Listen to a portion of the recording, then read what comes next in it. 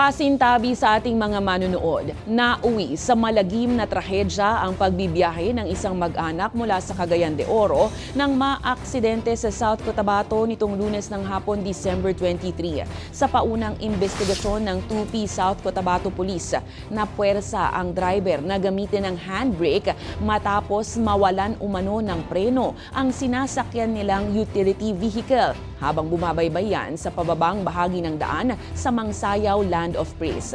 Doon na nawalan ng kontrol ang sasakyan saka sumalpok sa isang puno.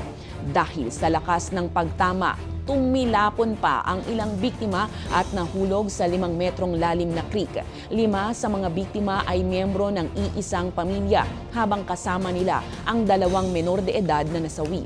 Nasawi ang lahat ng 7 pasahero at idineklarang dead on arrival sa ospital habang nakasurvive naman ang driver ng sasakyan.